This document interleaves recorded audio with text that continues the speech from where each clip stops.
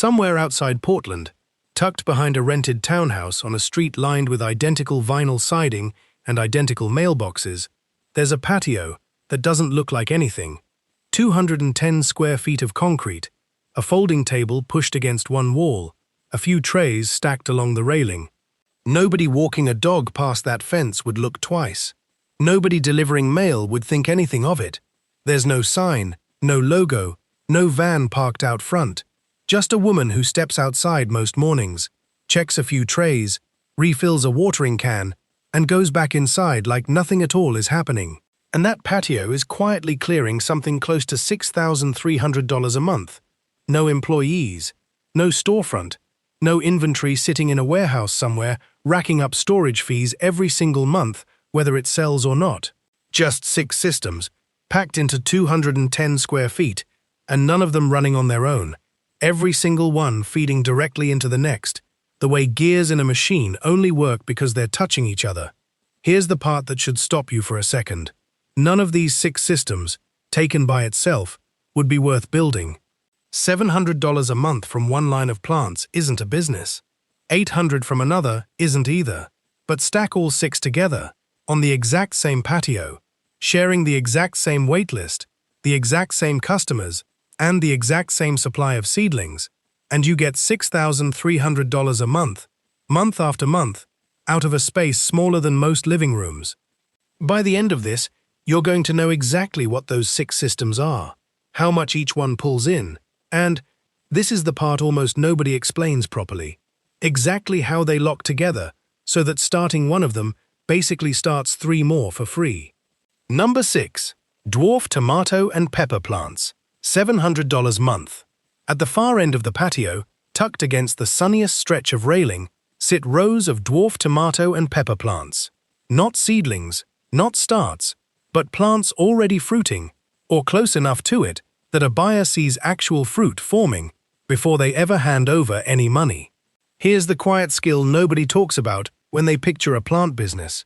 Growing a dwarf variety all the way to a fruiting stage before it ever leaves the property removes almost every single risk a first-time buyer would otherwise face.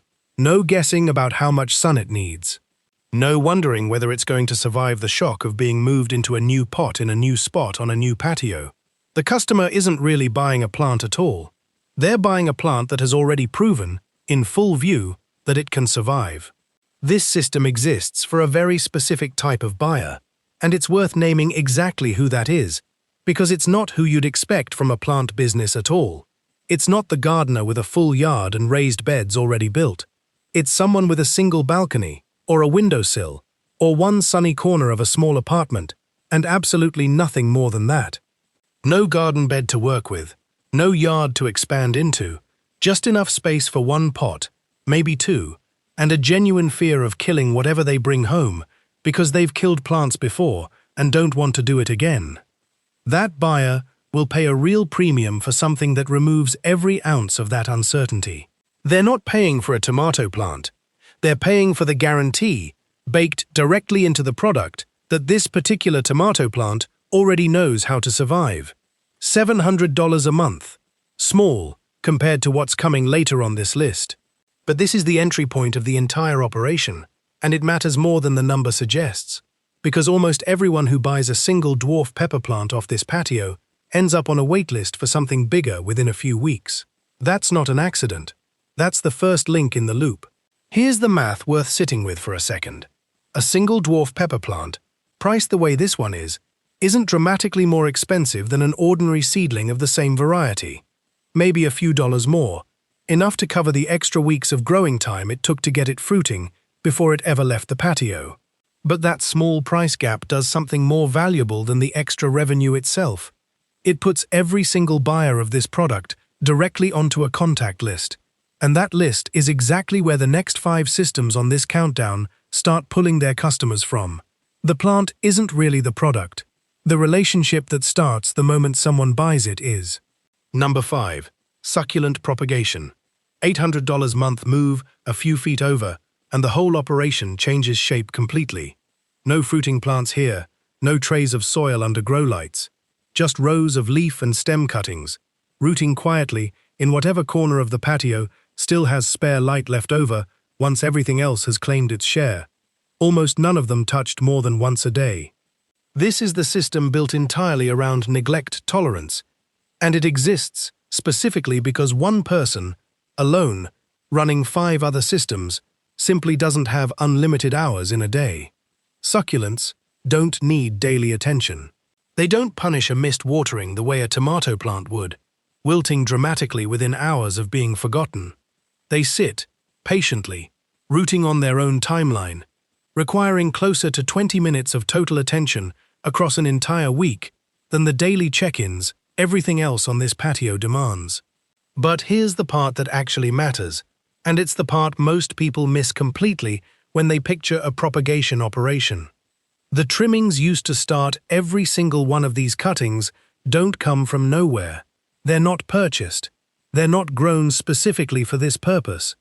They come directly off the mother plants already growing elsewhere on this exact same patio, plants that would otherwise just keep growing untouched, taking up space, producing extra growth that would eventually just get pruned off and thrown away regardless.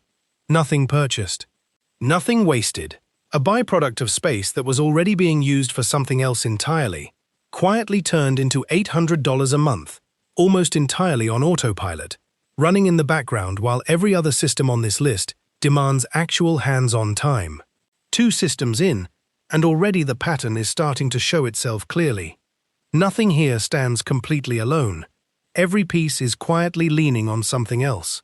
There's a second reason this particular system earns its spot on the list, and it has nothing to do with the money directly. Succulents, more than anything else grown on this patio, sell almost entirely through word of mouth and gifting. Customers buying 2 or 3 at a time to hand out to co-workers, neighbors, people at a birthday dinner. Every one of those gifted plants quietly carries the same information a business card would, just without ever looking like advertising. Nobody receiving a succulent as a gift thinks of it as a marketing touchpoint, but a meaningful share of new customers, when asked how they first heard about any of this, mention a succulent someone handed them months earlier. Quick pause here. If you're the kind of person who actually wants the full breakdown on how something like this scales without turning into a second job, subscribing is the easiest way to make sure you don't miss the next one, because we're only 2 systems into 6. Number 4, herb subscription boxes, $900 a month. Now here's where it gets genuinely interesting, because System 4 doesn't grow a single new plant. Not one.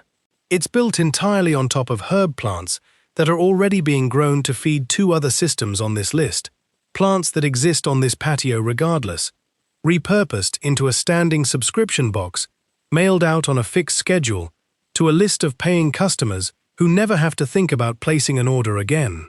No employees, no storefront, and, this is the detail worth sitting with, no per-sale decision required from the customer at all. Once someone signs up for this, the box just keeps showing up, month after month, until they actively choose to cancel it. That single structural detail is what makes this piece different from every other system on this list. It's revenue locked in a full month ahead of time, sitting quietly in the background, arriving whether or not a single new customer ever walks up to that fence. About 30 subscribers right now, each one paying a flat monthly rate for a rotating box that changes depending on what's ready to be cut that particular week.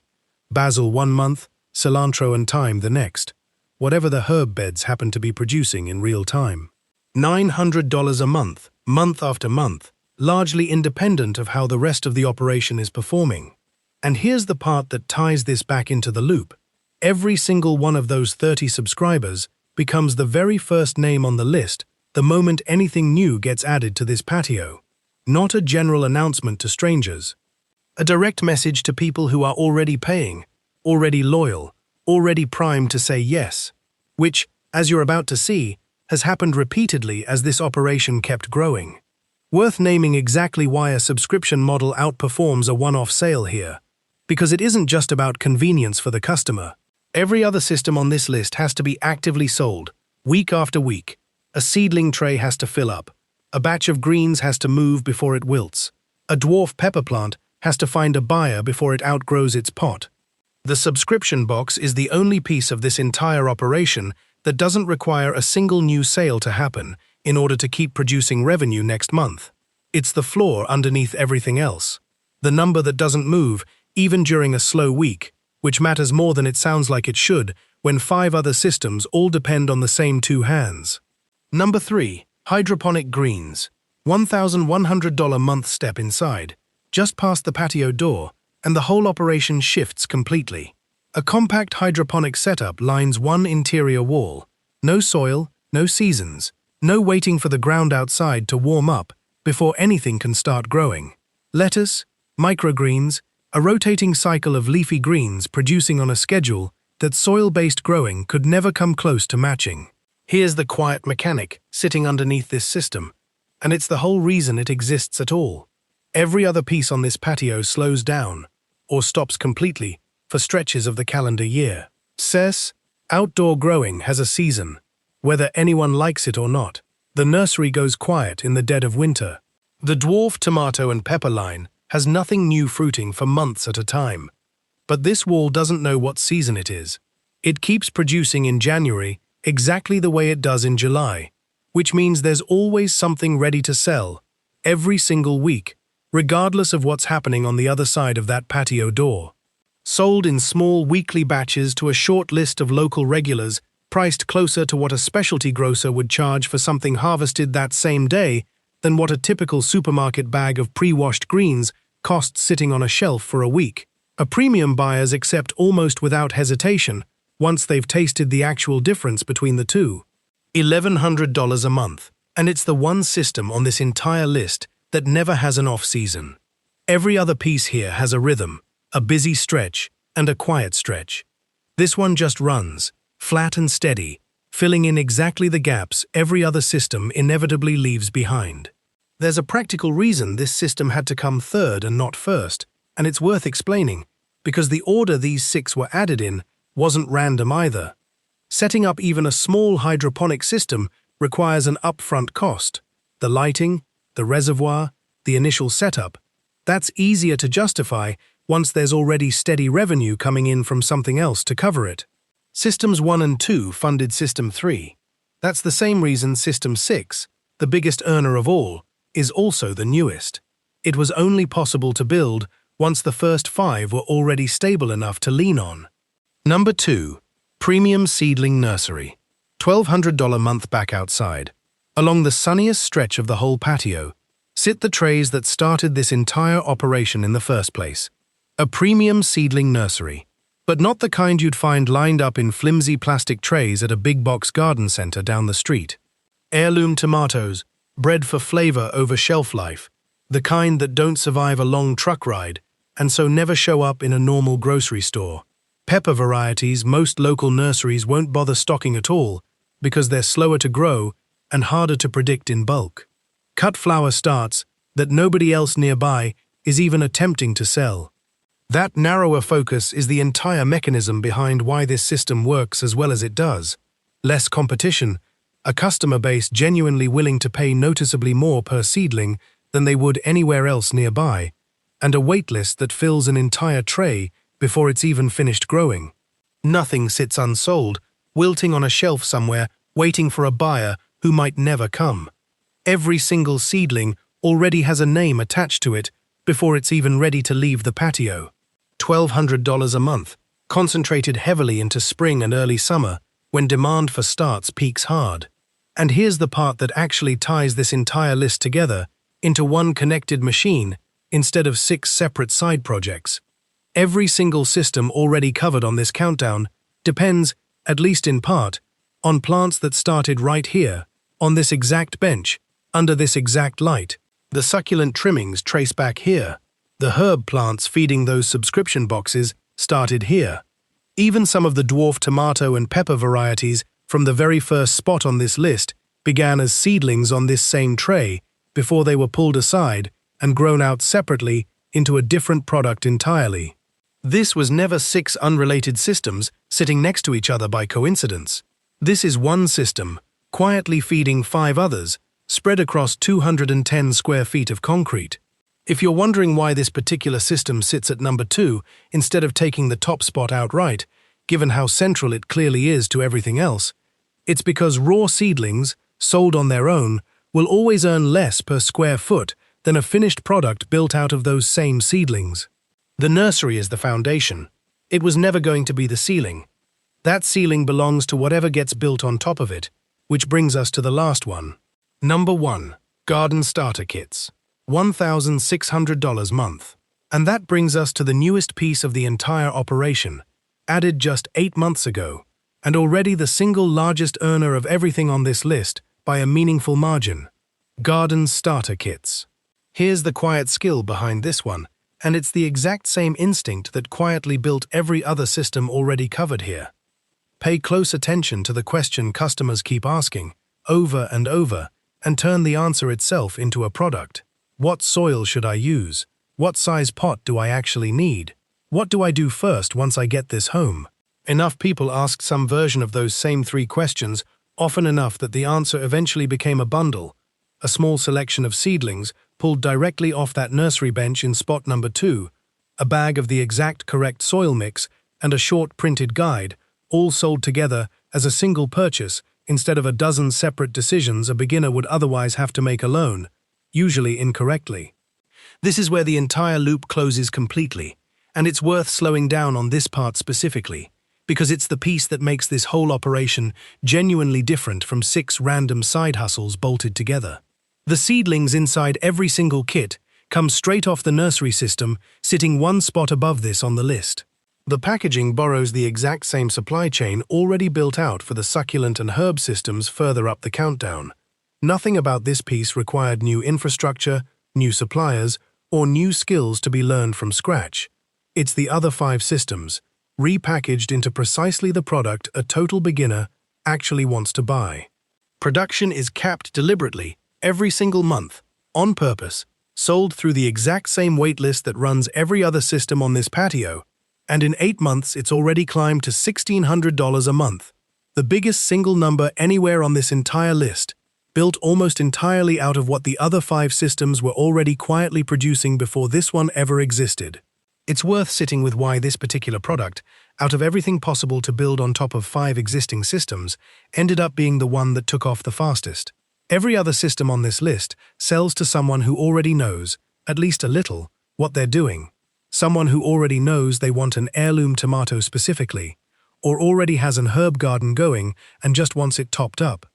The starter kit is the only product on this entire list built for someone who knows nothing at all, and that's a much bigger group of potential buyers than every other system combined is even trying to reach. It didn't outgrow the other 5 because it's a better product. It outgrew them because it's aimed at a far larger audience that the rest of this operation was never built to serve. The system that almost didn't make the cut. Before getting to the full picture, it's worth mentioning one thing that isn't on this list at all, because what got left out says almost as much as what made the final 6. Somewhere around month 9, there was a serious attempt to add a 7th system, small potted trees, grown slowly, over a full season, and sold at a much higher price point than anything else on this patio. On paper, the math looked appealing. A handful of sales at that price point could have matched an entire month of the herb subscription system on their own. It got cut after about 10 weeks, and the reason is the same reason worth remembering for anyone trying to replicate any part of this. Potted trees needed more space per plant than anything else being grown, took months longer to reach a sellable size, and tied up a meaningful chunk of the patio's limited square footage the entire time, producing nothing in return until the very end. It wasn't a bad product. It was a product that didn't fit the actual constraint this whole operation was built around. A small, fixed amount of space that has to keep producing revenue on a rolling basis, not one big payout months down the line. That's the filter every one of the 6 systems that did make this list had to pass, whether or not it was ever stated out loud. Fast enough turnover, small enough footprint, and connected enough to at least one other system already running. Anything that failed even one of those 3 tests, no matter how good the math looked on paper, didn't survive long on 210 square feet. What it actually costs to run before the full loop gets tied together, it's worth being honest about the other side of this. What $6,300 a month actually costs to produce. Because a countdown like this one is only useful if the numbers hold up once expenses are factored in. The nursery and dwarf plant lines carry the highest input costs of the six, mostly in the form of seed, specialty soil mixes, and the pots themselves, together running somewhere in the neighborhood of $400 a month across both systems combined, higher during the spring ramp-up and lower the rest of the year. The hydroponic system has its own fixed monthly cost in electricity and nutrient solution, a smaller number than most people would guess, closer to $100 a month once the initial equipment was already paid off. The herb subscription and succulent lines are the cheapest of all to maintain, since both draw directly off plants and trimmings that already exist elsewhere on the patio. Their real cost is mostly packaging, which runs a modest amount each month. The starter kits, despite being the largest revenue line, also carry a meaningful materials cost, since every kit bundles in soil, a printed guide, and packaging on top of the seedlings pulled from the nursery.